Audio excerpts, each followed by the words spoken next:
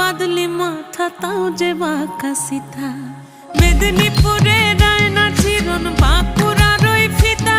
আর যতন করে বাঁধলি মাথা তাও যে বাঁকা সিথা পেছ পাড়িয়া রাজগো